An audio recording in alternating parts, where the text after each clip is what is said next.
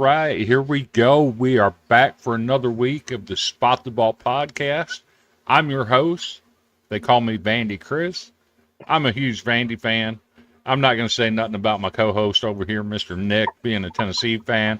It is what it is. We got a big win this week. We're not here to talk about that. We're here to talk about some high school football. Are you ready to do it, Nick?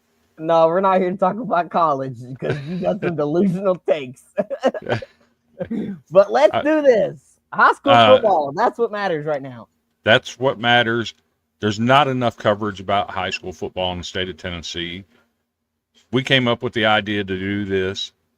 We're fluid, a little bit of a change tonight. We're not going to do the full scoreboard, but in exchange for the full scoreboard, we have a special guest tonight. We have Mr. Jay Hinson. He's the radio play-by-play announcer for the Perry County Vikings. And without further ado, let me bring him on. So how you doing this evening, Jay? Doing well. How are y'all? I'm doing good, So wish Portland won on Friday. Before we get started. Did they win on Friday? No, we did not. Oh, they didn't. Oh, okay. 27-19 final. Who'd they play? Springfield. Well, I mean, that's a good ball game at least.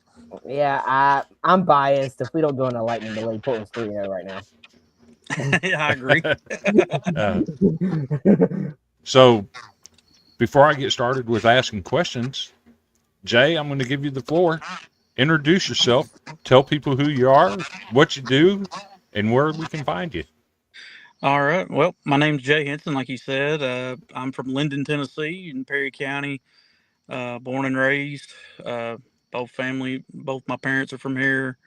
I work with 101.3 WOPC, 101.3 FM here in Linden, and been doing broadcasting now since 2013 was my first year actually being the broadcaster. We were playing Scotts Hill, and I was just basically like the internet guy. Like I was trying to get us online and stuff, and I finally got us online in like the second quarter. And the guy that I was working with was like, just take it, you do it. And so from then on, I just did it, and I'm up to 654 total broadcasts in my illustrious career, I guess you want to say. And I like that word. Yeah, like over 400 basketball and about 20 plus baseball, a few softball. So you've done it all. Yeah, I've done most, and I've covered most games, and but with football, I got over 100 this year because it's my 10th year overall. Because for 2 years I went to Nashville and worked at Nashville Sports Radio for 2 years and was a producer for the Johnny Ballpark Frank show, and I worked with Greg Pogue and as well as Big Joe Dubin that used to be with Channel 2 and then Channel 4. Okay. And so I got to work with those guys. Some good memories, some bad memories too. But either way, it was a lot of fun. But yeah, I mean, I came back here during the pandemic and just decided to stay. I now teach up at a little town called Lobeville School, just up the road, about 11 miles. And the only other school we have in the county, the Perry County is one high school, 2 elementary, and 2 middle school place with only I think we got about 9,000 people in the entire county. Mm-hmm. So not too big. I mean, we got about 300, give or take, kids, but we've had a lot of good history, though. I will say that. We've had a lot of good teams in every sport, and a lot that I even played with. So right. So that it's always a fun time when you come to Linden, and I know it's mainly basketball affiliated, but we have had some good years in football, and this year seems like so far we're doing a lot better than we have in the past. So you referenced good years in football. Back around the time you started, correct, you guys had a really good team. I don't know if it was 2012 or 2013, but one of those 2 years you guys had an elite team that made a lot of noise. Yeah, the year after I graduated in 2010. So the fall of 2010, that was the year we beat Wayne County for the first time for the Region 6 championship. Mm-hmm. And then we went to the state semifinals, got beat by Joe Burns, who ended up going and playing South Pittsburgh in the state championship.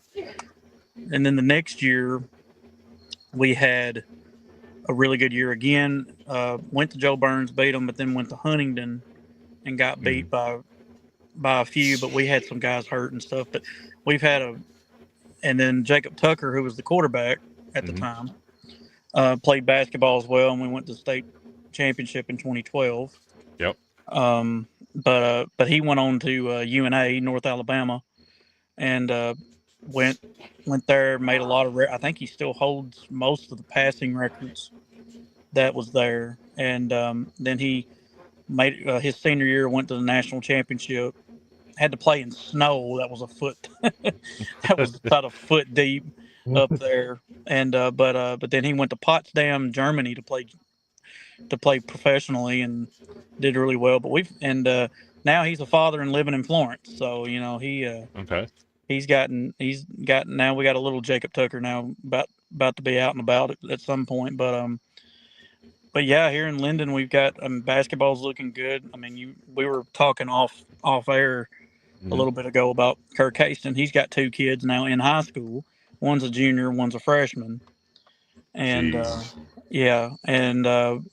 one's a guard, but he's 6'6", and the other one's a post player. He's more like 6'4", but he doesn't play like he's. I mean, his post play is very good for his age. And then this other freshman that they played on the same basketball team at Lobelville, Brody Lee. His dad was my high school coach here from 07 to 10, and we were actually a number 5 team in the state my senior year, and we ended up getting beat in the semifinals on a last-second shot, which I still don't like talking about, but it's just part of history, you know. Don't feel bad. I don't like talking about my playoff game either. So I got to ask you, do you think little Jakey Tucker can jump as good as what Daddy Jake did? You beat me to it. That man could jump out the gym. I was about to ask the same question. You beat me to it. I'll tell you, I don't know how many times Jacob, whenever I wanted to take a hit during practice, he would just either jump right into me or jump over me. And then during back when we were younger and we played basketball, he was always the only one that wore long pants, and he could still jump. Like, he always wore sweatpants, it seemed like, during game, or like during like our little league games. And but man, that kid could flat out jump. And I was shocked one day. He came up, I mean, his knees were right in my face, and I took a hit anyway. Of course, my coach didn't call anything, but he didn't care if we killed each other. He wasn't going to call a foul.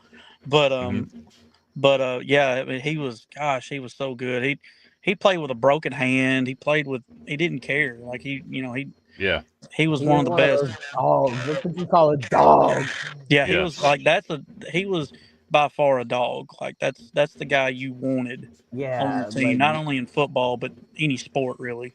Yeah. And but yeah, his son, his mom, his wife, Jacob's wife, played at UNA softball, so he's going to be pretty. I think he's going to be pretty athletic. He's got athletic genes all through him. Yeah, he does. I like this. So to answer your question, he's a toddler right now. I don't even think he's 1 yet.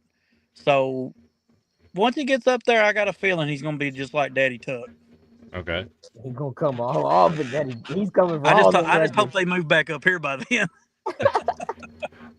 Okay. He can stay in Florence. Summertown don't need to face it. So. Well, they're 2A now, so it don't matter. This is true. Still a rivalry, though. Correct. Okay, so I have a question for you. What's up? Switching back to football. You said you started in 2013. Did you ever imagine doing this? Like, was this a dream of yours, or did this just kind of fall in your lap? It literally fell in my lap. I say that because at the time, these guys did it during the time that, like, I was in high school, and our football team was was relevant, and we were making the playoffs at least every other year, and we haven't made it since 2011, unfortunately. And so we actually won that game, but I think they were fed up with it. They were trying to just give the reins to somebody. And at the time, I was just going to school at Freed Hardeman in Henderson, Tennessee, south of Jackson. And I was like, shoot, I'll do it. Why not? So I decided to do it. People love my enthusiasm. People love the way, because I'm a Perry County through and through. Now, I say that I'm a humble guy. I'm not the type that's a homer all the time. Mm-hmm. If I see good play or if I see good coaching, I'm gonna pull it out. Like, I'm not just gonna say, well, we're getting bad calls all the time because it's Summertown or whatever. I don't do that. It's through and through. Mm-hmm. And people enjoyed my energy because I'm not like most broadcasters. Like, most broadcasters, they're just very kind of, you've heard them, you hear them on ESPN all the time. They're just kind of dull, not really into it. I mean, you even see it in some high school games that I've seen before. They're very dull. That's not me. I'm very exciting. I try to get into it. And with it being, my hometown and being my school, it's a little bit more, just like if you broadcasted Summertown, I'm sure you probably have a little bit more umph in your voice as well. And Nick, I know if you did Portland or any Sumner County team, Portland. yeah, that I mean, you would probably have a little bit more pump. I mean, that's just how I am. So and but yeah, I mean, that it's it was something that I started, did it with just a computer, went to games, got on high, had to pay about $19.99 a month at the time. Never did video until 2020, but in 2015, and by the way, I didn't get paid to do this. I did it by myself. It wasn't a job; it was a hobby, basically. And then 2015 came, and this guy named Will Nunley moved from Murfreesboro to here, and he's still here. Brought 101.3 WOPC, and I was the first guy he called, and actually Jacob Tucker's mother referred him to me.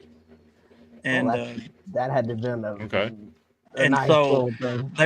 she was like, hey, there's this really energetic announcer, because he wanted homegrown talent. And because he was wanting news, weather, and everybody from Perry County. So he went out and got a bunch of people. And I was one of the guys he picked, and I've been with him ever since. And I mean, you fast forward, I've done, I do a bunch of games. We went to state tournament a couple of years in girls basketball. We had some really good girls basketball teams about 8-9 years ago. And even recently, the last 3 or 4 years, actually, we've had some pretty good ones. And I ended up going to, in 2018, I got a chance to go to down in Atlanta and be an intern for a collegiate baseball league, and went down there and tried out. Thought it was pretty cool. Got to meet some guys that played at Alabama, UT Martin, UT, bunch of stuff. It was pretty cool. Came back, and I got and this guy kept calling me from Nashville. He's like, hey, we need a producer, need someone that knows stuff, that could possibly be a broadcaster for high school or whatever, have a high school show basically. And I was like, shoot, yeah, I'll do it. So I moved to Nashville, moved to Bellevue, lived there up until the pandemic. And I really wanted to make it a career. And then once the pandemic hit, I came back. And of course, we had a couple broadcasters. One was my cousin, who's now my boss at Lobelville School. He's the principal. But they did the broadcasting. And I had to ask them. I was like, hey, I'm coming back. I just wanted to ask, are y'all going to do it? If you do, great. I'll leave you alone. They went, no, we don't want to do it. You do it. Like, if you're coming back, you're doing it. And I was like, all right.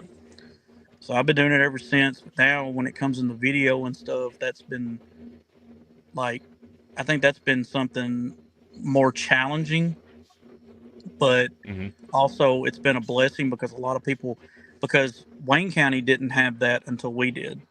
Like 3 years before or after I did. Like, they started getting it. I don't like to toot my own horn because I'm very critique about myself, because I feel like I'm not, I feel like I can't, I'm my worst enemy and my worst critic.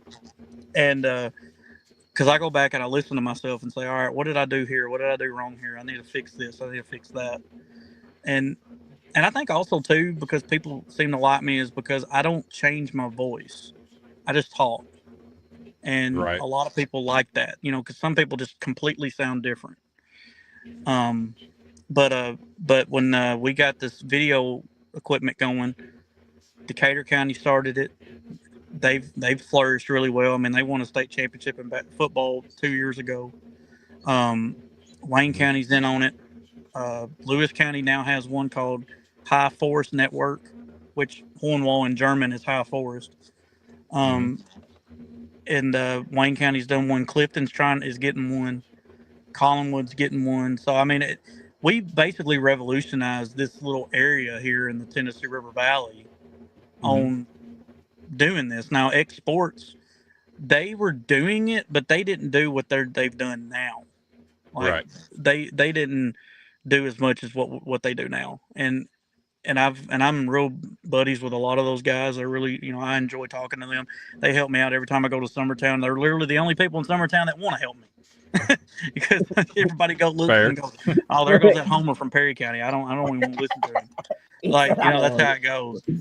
But yeah, Clinton, those guys over there at Summertown, that's a good bunch of guys. Yes. And the interesting part is, Clint was a Lawrence County High School graduate, and you know how Lawrence County and Summertown hate each other. Oh, bad, yeah. And then for him to enroll his girls at Summertown, that was just unheard of. Yeah, that was a little bit of a shock.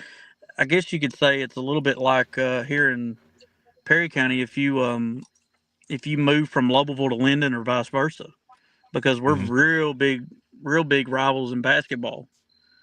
Because back in the day, we used to have 8 schools. Yeah. All Creek schools, and all these teams would play, and then once they got to high school, or if they got to middle school, they would go to either Linden or they would go to Lobelville. But then when they got to high school, everybody was the same, and that's where we got all our talent. Now we just got 2 schools, and everybody just is either at Lobelville or Linden, so it's a little bit different.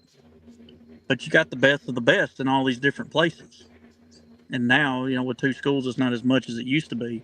But that rivalry is still there. That, not hate, but that disdain for small town people is still there. Yeah. So have you thought about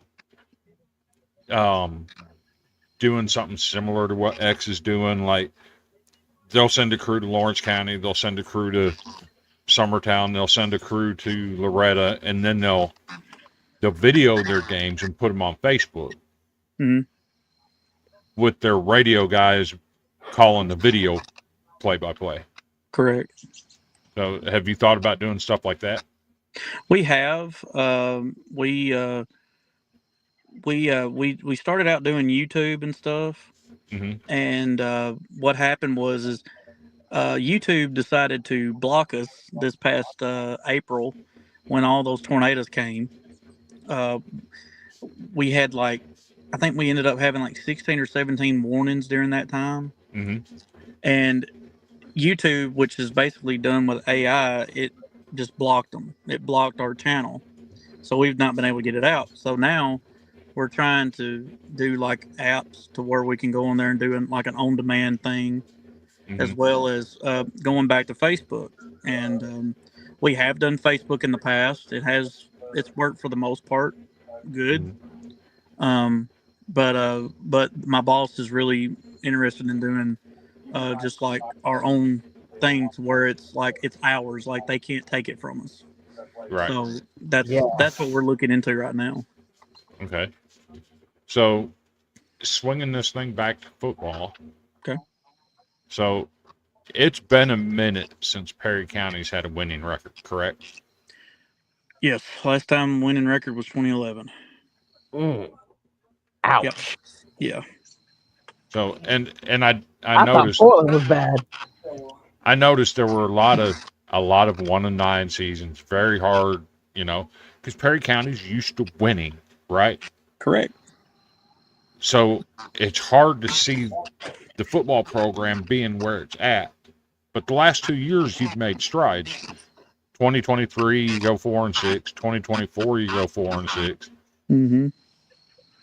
What went on to get this moving in the right direction? I think the biggest thing that happened was the fact that if you take out whenever Jacob Tucker and that real big group of guys left after they graduated, we had times where we didn't have a feeder program. We did not have a junior pro. Okay. We did have it some, and then the ones that, and then we couldn't have a leader. Well, then in 2017 or 18, so there's 5 years in between there, 6 years if you count 2012, to where we did not have a program. So nobody played football until they were in 7th grade. And so that's where you got the inexperience. Yeah. Now, there might have been a few that might have played junior pro, like in McEwen or Parsons or Hornwall or even Centerville. But 95% of them did not. So there was no YFL. Correct. Right.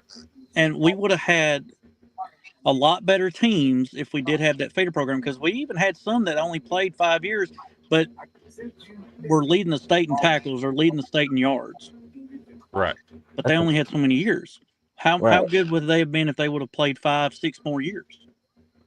Right. And I think that really was the beginning of, like, okay, these guys that are seniors now, which is one of them is my brother-in-law, Nate Mathis. He's got 31 tackles right now in 3 games. He does pretty well. He's got a broke pinky, but he's running the ball and everything. And I mean, he's 6'2", 6'3", about 220. He's got a few colleges looking at him because I took him to some camps.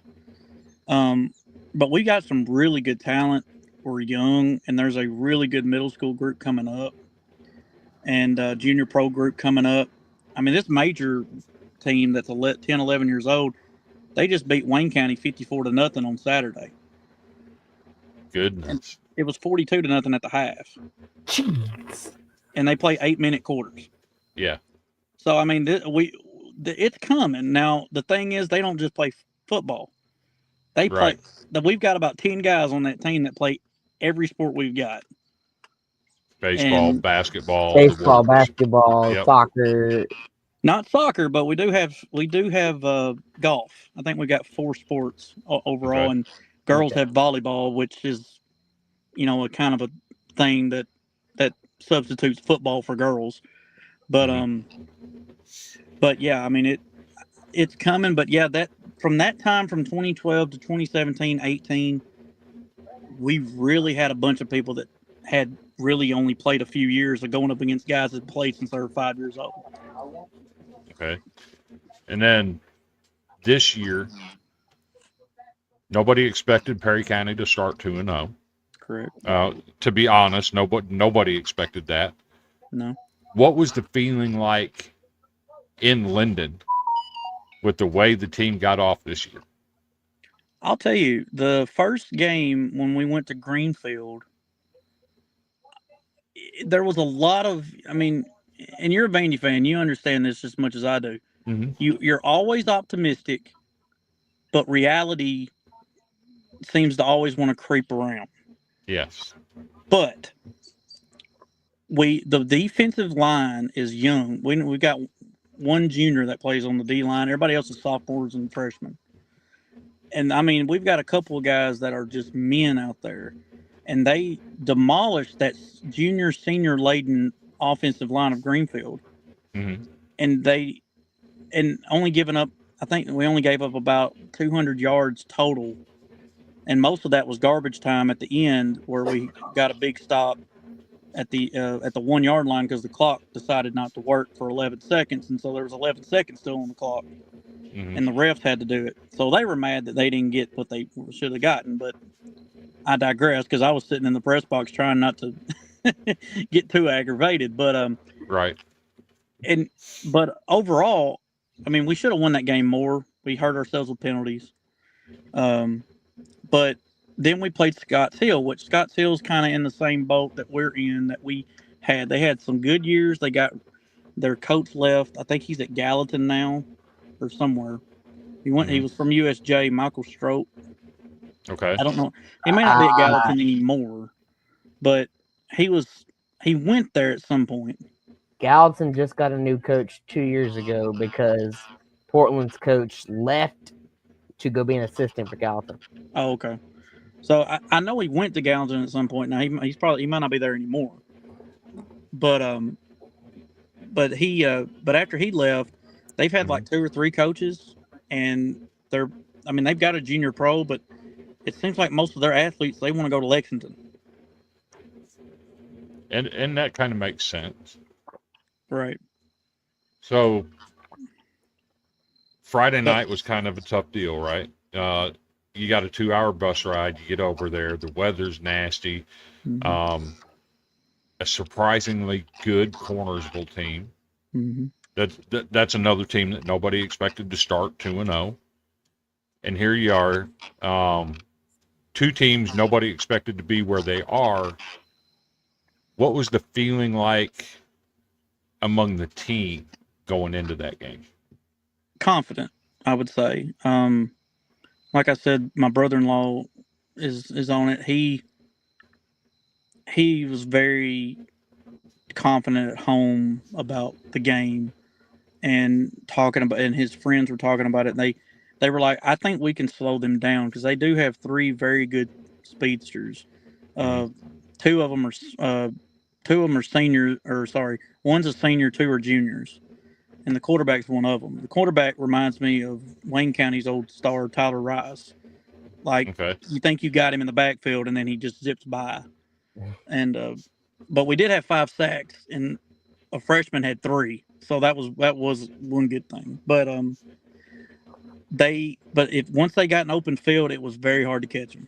They were very quick, and I watched it on film before the day before. Usually it's when I watch film on teams, so I get an idea of everybody, seeing how they are and stuff. And seeing them out there even before the storms hit, the first play was a 60-yard gash up the middle, gone. I mean, we couldn't catch them. So we were kind of off our game because I think we weren't communicating, and we just kind of were lost for a second. We didn't have the personnel we wanted. But then we came back 2 straight possessions of punting, and then we were able to score right there before the first half, or before the storm hit. And then we came back after that. Of course, 45 minutes, didn't know how long it was going to last. A lot of places probably would have left. I was really shocked that that we were able to get done or start quickly with so much lightning in the area. But there was a window that they decided to try, and luckily they hit it on the head, and we were able to get back, and everything went well. But on the field, though,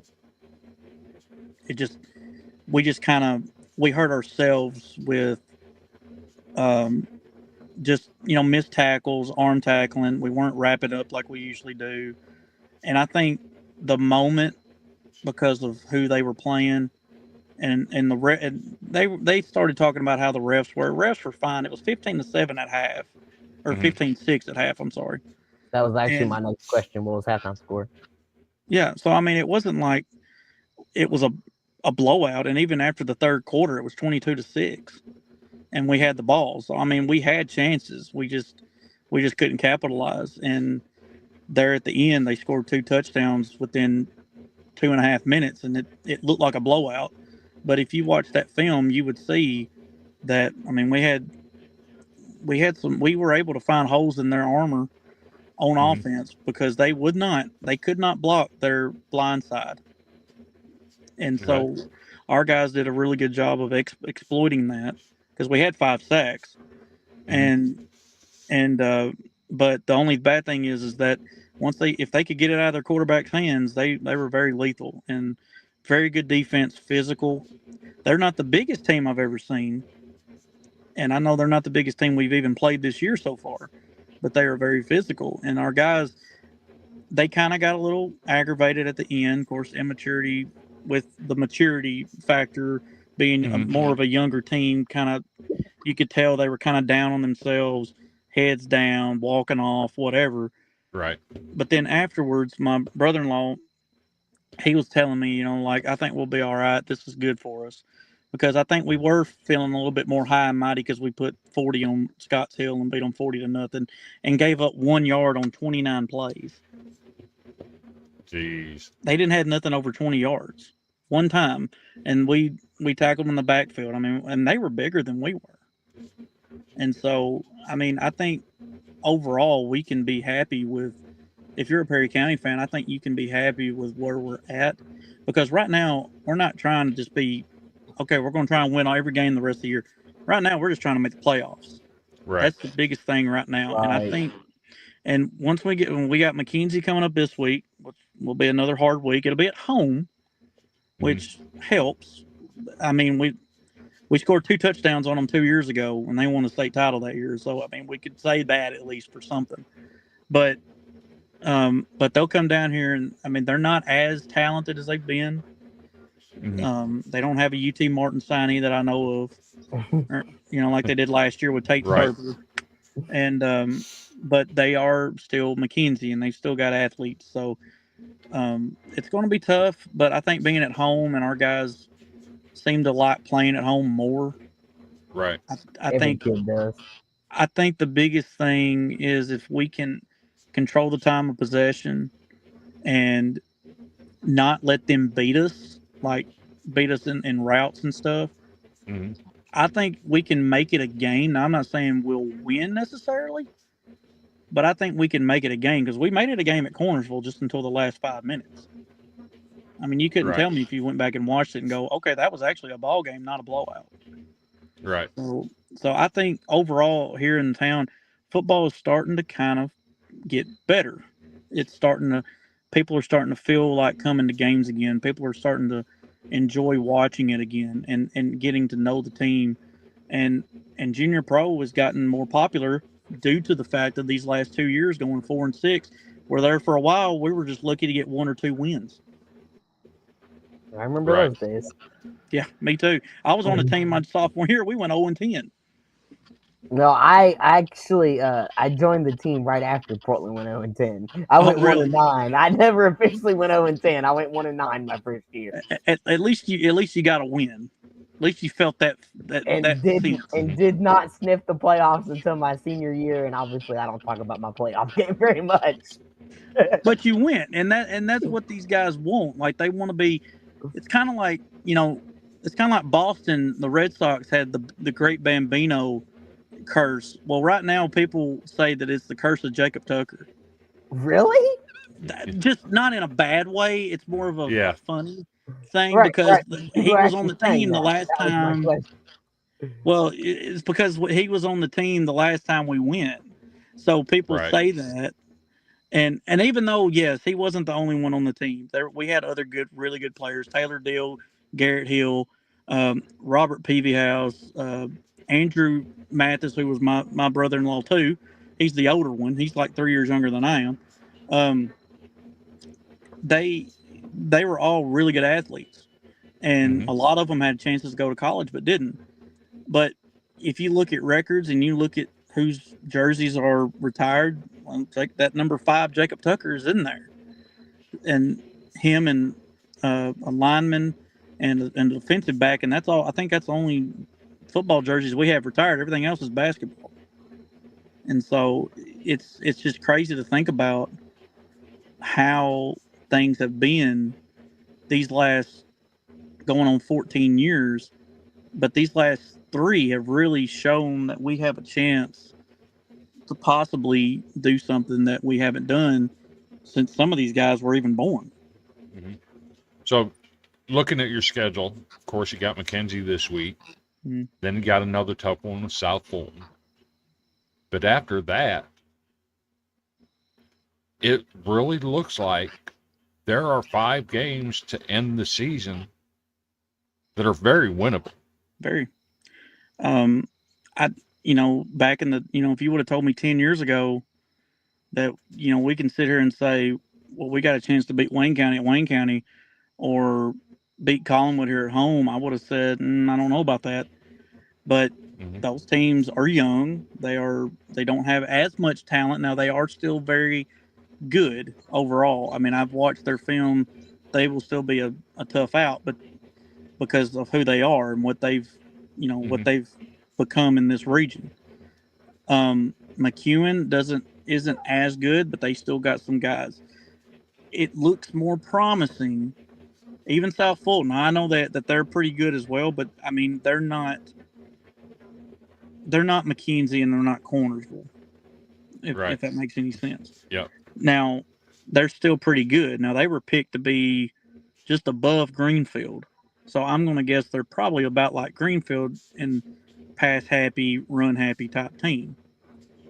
Very balanced. And of course, our region is run happy. Besides McKenzie, everybody else runs pretty much. So, but McEwen, even Gleason, we got to go to Gleason. They're not as good as they have been. So, like you said, I mean, if we can stay healthy with these next, like last week, nobody got hurt. Luckily, got this week against McKenzie. And then next week against South Fulton, which is homecoming next week, which that'll help too. There's a real good chance that we can at least flip our record than what it was the year before. 6-4. I could see us going 6-4 because I think that's the magic number right now. It's kind of like in college, you always want to get that 6 win to go to a bowl. I think right now, if you get to 6 wins, you're going to be in the top 4 of this 6-team region. Oh, without a doubt. So we'd love to have you on again. Yeah, anytime. That was what I was going to say. I appreciate you doing this for us. I mean, like I said, it's only our 3rd show. We're just starting. We don't have a name in the business, so to speak.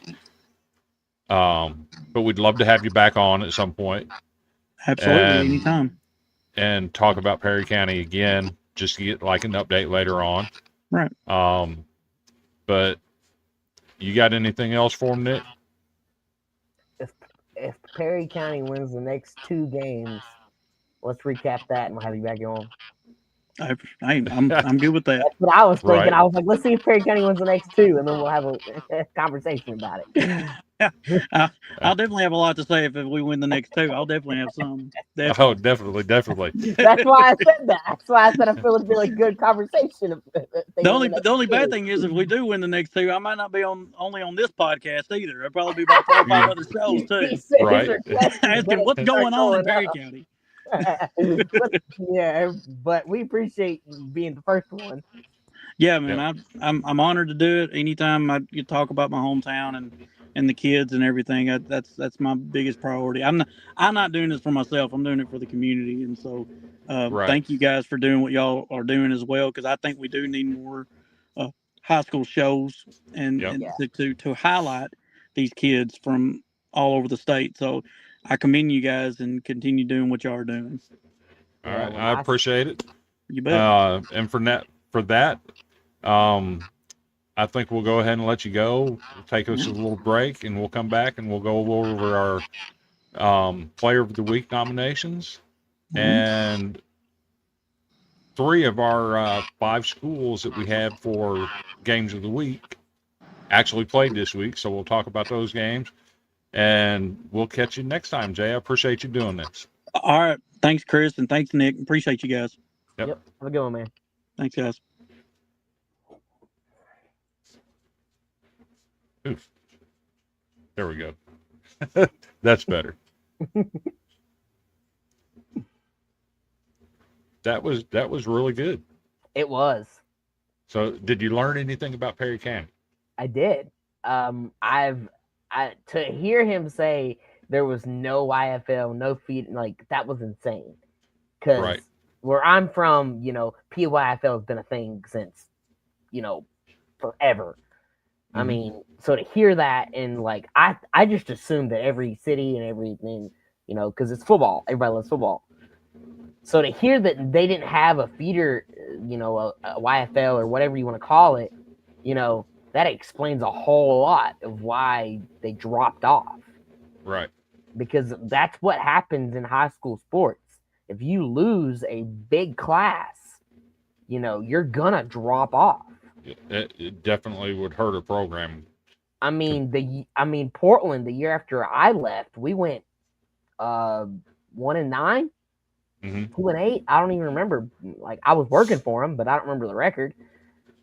But yeah, So to hear that and to see that it's been since 2011, I'm like, I think I just became like a Perry County fan, sort of. Like, I'm rooting for them. Right.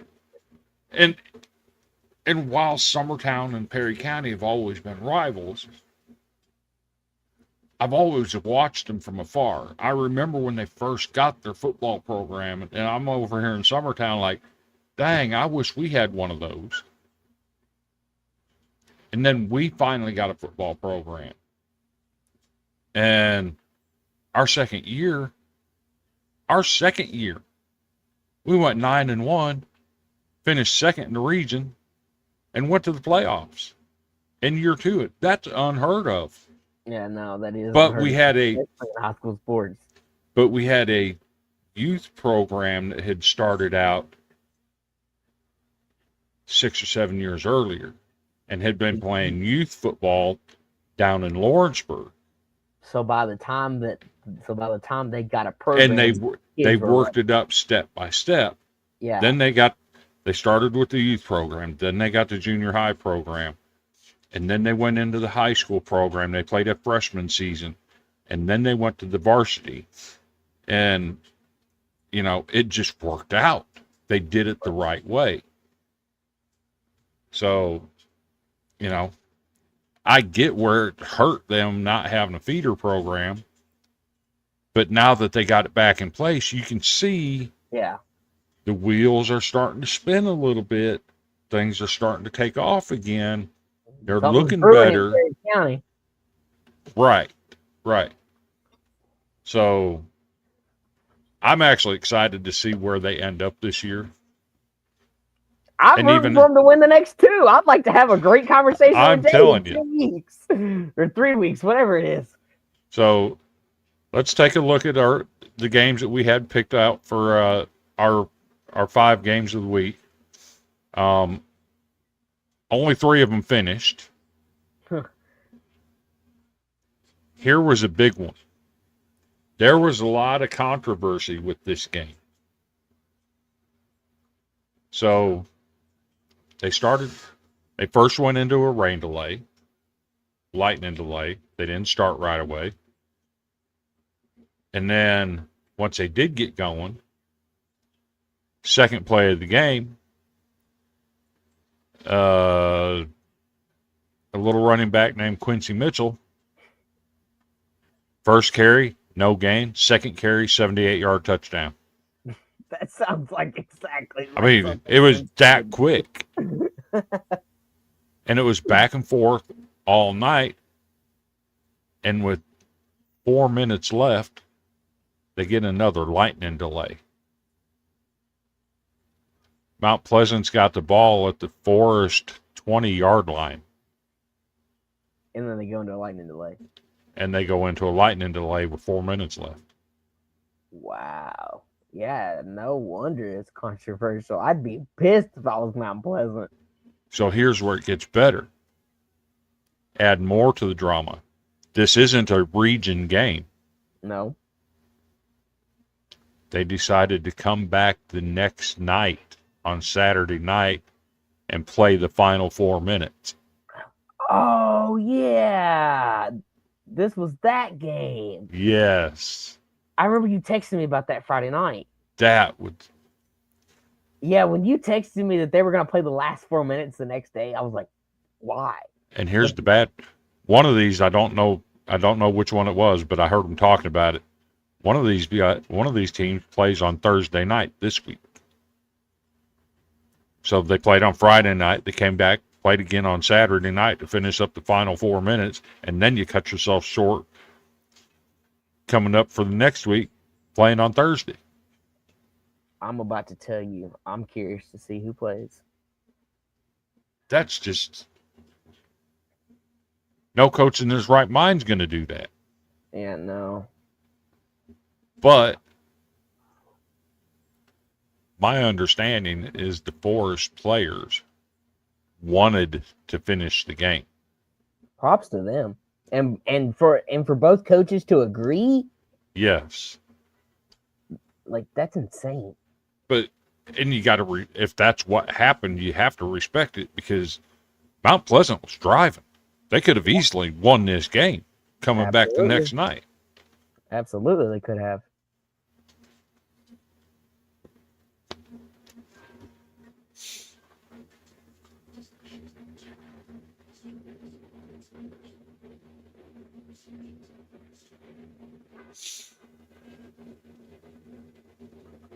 But it's just one of them things that you don't expect something like that to happen. No, Great game all the way around.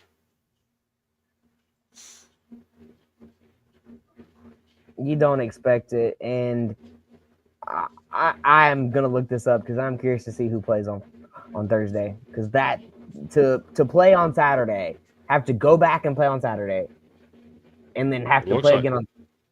What I'm seeing is it looks like they both play on Friday night, but they were talking about one of them was playing on Thursday. Apparently, that's not the case.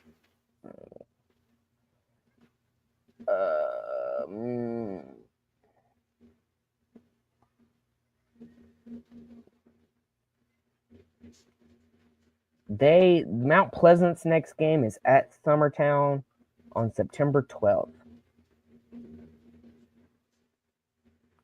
Forest's next game is,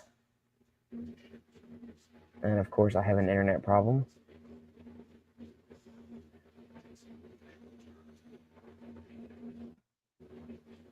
I can find it real quick.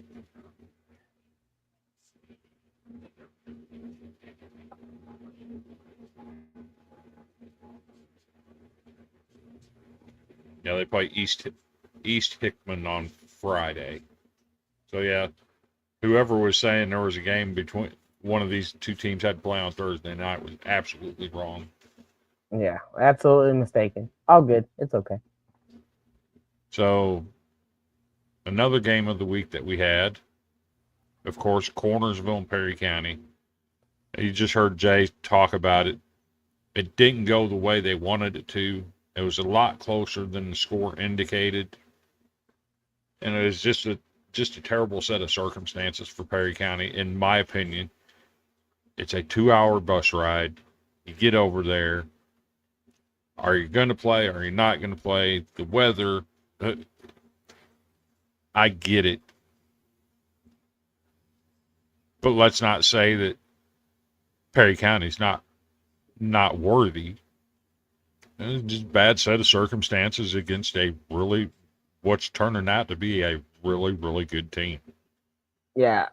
Truthfully, as a fan of high school football, and as a former player in this state, to see the many games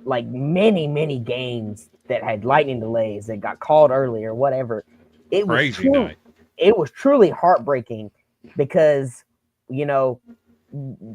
Forest and Mount Pleasant went back and played it out. Some of them didn't get a chance. Some of them didn't. And that's where I'm feeling for these kids because you only get so many. You only get so many games, and to lose one or to lose a half of one or whatever it's heartbreaking for me, and I've been out almost 10 years. So, and it depends on the situation too. You take Westview coming over and playing Marshall County. That was a horrible set of circumstances for Westview too. Mm-hmm. They got on a bus at noon up in Martin, came through, stopped in Dixon, got something to eat. It's a 3.5-hour bus ride. And you get there, and then you sit on the bus for 45 minutes or an hour for a lightning delay and don't even get to kick off. Sit in the bus? Yeah. There's no visitor locker room or nothing. They're just sitting on the bus in full gear. I don't know what the deal was. The coach said they were sitting on the bus for 45 minutes in the lightning delay. That's crazy. So then it was a really good ball game in the first half. And then the third quarter comes out. Westview just went off. And to see the game go back into a lightning delay, and it's a 40-14 ball game now. You don't want to come back and finish that. Yeah, no. Neither team does. No. And it doesn't make any sense to do that. It doesn't. So sometimes the situation, I get it. Well, So, and even in a situation like where, like, as a player, I'd still want to finish. That's just me. right. I'd still want to finish. I don't care what the score is. I don't care if it's 80-0. I still want to finish because you only get so many of these. So then the third game that was able to finish, and this is the shocker. South Pittsburgh and Sequatchie County. 40-6. South Pittsburgh comes in 0-1 on the year. Ranked number 2 in Class 1A. Even at 0-1, they're ranked number 2. Sequatchie County comes in ranked number. No, they were off in week 2. They had a bye week. Okay, that's interesting.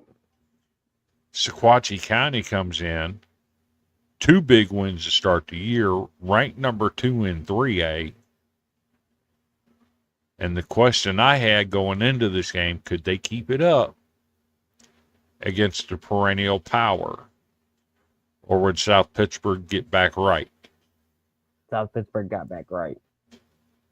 Yeah, in a big way.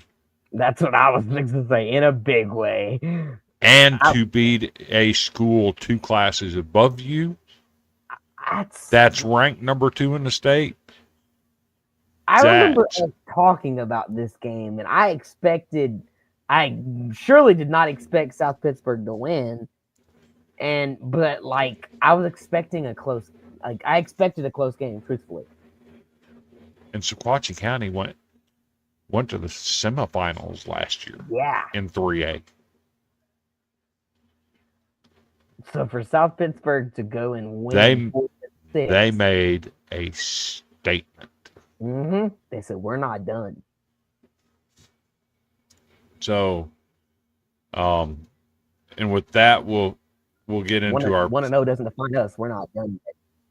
We'll get into some Player of the Week nominations. You'll enjoy these. I haven't even shared these with you yet. How about Nix Fullen? What a name. Right? What a Nix. name.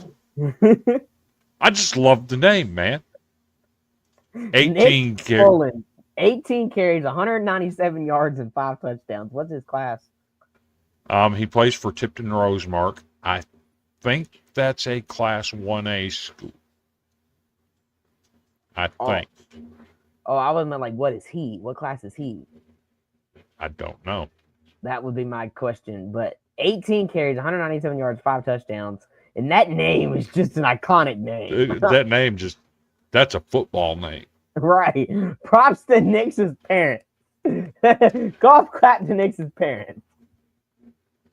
You heard it. You heard Jay mention this guy. Hunter Euland. Cornersville. Running back, outside linebacker. 9 carries.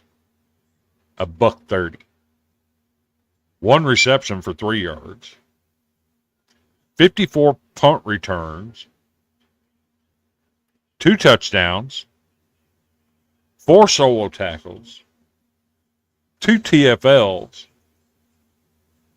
And 187 all-purpose yards. So all he did, so the only thing he didn't do was kick and throw. He did everything else. This kid went off. This kid went ballistic. And I mean, then 187 all-purpose yards, and they're all like 54s on punt. You know, 1 reception for 3, and to still have 4 solo tackles, 2 for loss. I mean, was he ever tired? this kid, Doesn't I'm look just like blown it. away. Doesn't You look talk like he about got two-way tired at all. players. He Right. went nuts. Yeah, no, talk about some like two-way players, because obviously now that we have Travis Hunter in the league, two-way players are going to become more and more talked about, and more, Mm-hmm. You're going to have more, and I'm excited about that. I'm I'm a big Travis Hunter guy. I love two-way players, and I was glad that CU did it, and obviously Jackson State. So I'm excited to see the future of two-way players, because they're fun to watch. Yes. So, and our third one, Griffin Patterson, another football name, plays for the Ottawa Owls, wide receiver. 9 catches, 95 yards. Had himself a game.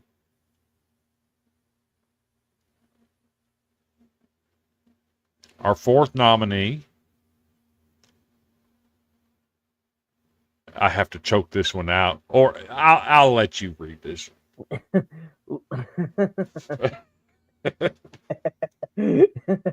Lawrence County quarterback Logan Clayton went 12 of 19 for 218 passing yards, 2 passing touchdowns, 15 carries, 140 yards on the ground, 3 rushing touchdowns for a total of 5 total touchdowns. So let's 358 total yards. That was my next question. I was like, without doing math in my head, how many yards is that? And being a Summertown Eagle, that's like I'm just kidding. So if we ever have a White House player, that's gonna be me. Yeah, I'm just kidding. Much respect to Logan Clayton. I know a lot of his family. Good kid. Great to see him. This is the second week he's had a fantastic game. This week, just incredible. And a big rivalry game. They played Giles County in what's called the Cowbell game. Giles County, interesting. I've got for the first time in a long time, the Cowbell is back in Lawrenceburg. So, huge win for them. Great to see it. Giles County. And that's my grandmother. I actually went to Giles County for a little while. Not high school, but elementary school. And I do have a treat. If you give me just about 30 seconds, I'll have this treat ready for you. Because I have peoples. And my peoples do nice things for me. We appreciate your people. We have a player of the week, not a Spot the Ball podcast, Titan Award winner of the week.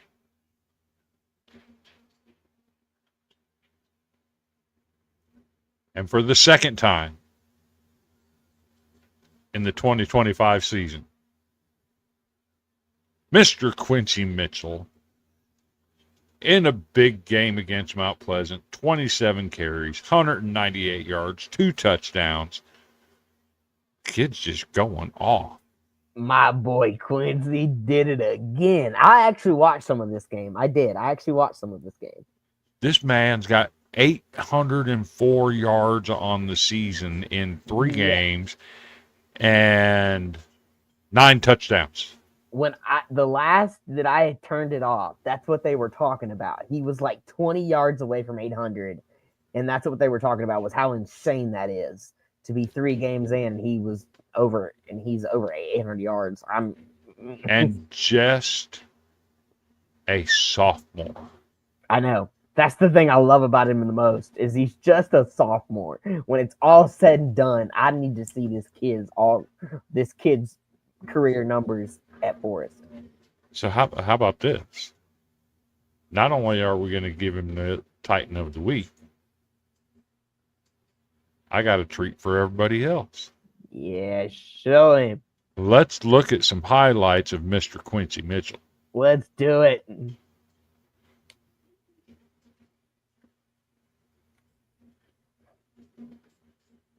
He gone. Yeah, he gone.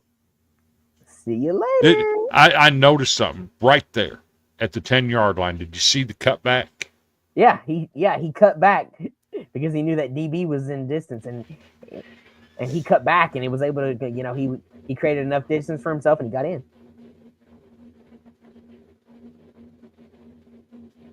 The way he reverses direction is just amazing to me.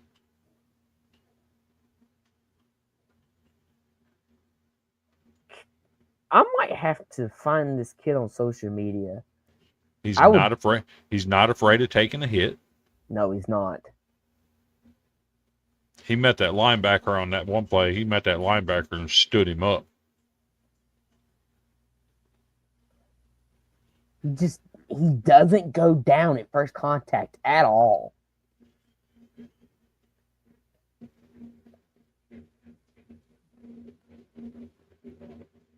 No, that's something that I would be really interested in. Our first athlete interview, Quincy Mitchell, running back Forest High School. I would absolutely speak that into existence. So, and then here's a video of his game on Friday night. Well, no, this is another Huntland video.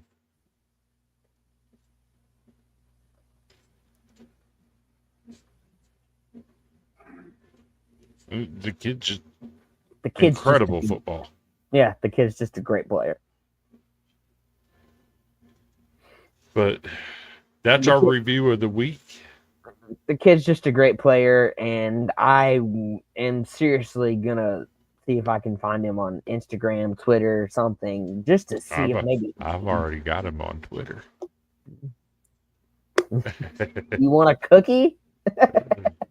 I've already messaged him. He likes several of my tweets already. Well, then what are you doing? Get him on. Trust me, I'm working on it. Well, how about this? How about I'll message him too, and now we've got both of us. Maybe he'll come on. So, but I don't have anything else. Been working 10 hours this week. Got off late. Didn't have time to do anything for the show. Wasn't feeling good yesterday.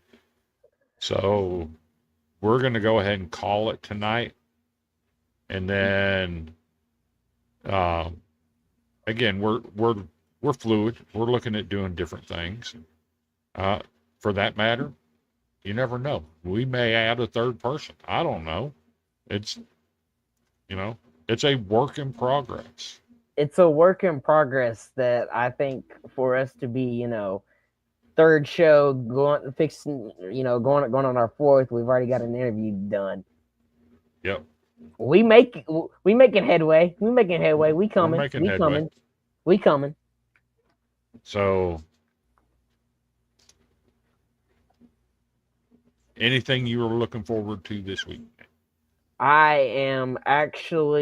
I feel really, really bad. I don't know who Portland's playing this weekend. I just wanted to talk about them for a couple seconds before we get off of here. But I feel completely dumb for not knowing my team's schedule all the way.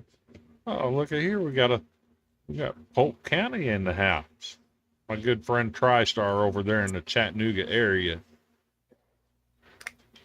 Hey, we welcome all viewers. All viewers. All viewers. I don't care if you're from Hawaii. If you want to watch, go for it. Because football is one of those things that just brings people together. And as we have said many, many times, there is not enough coverage, and that's why we do this. Yep. So I'm going to go ahead and end it. Again, we're fluid. We'll have better stuff again next week.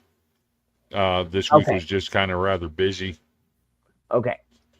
I did find it.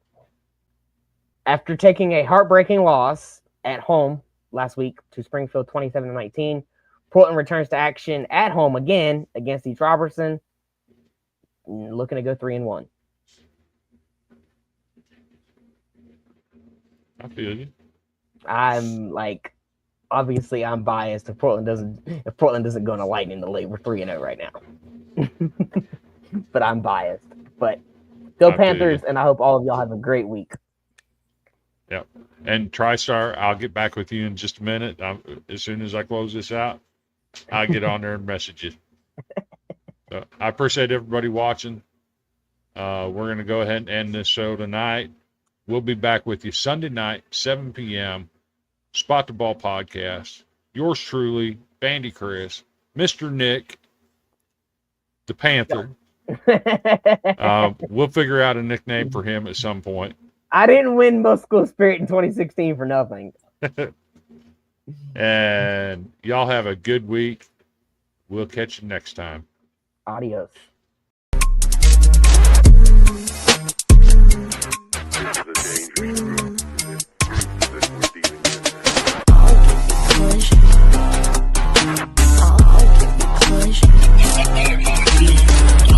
This beat is dope.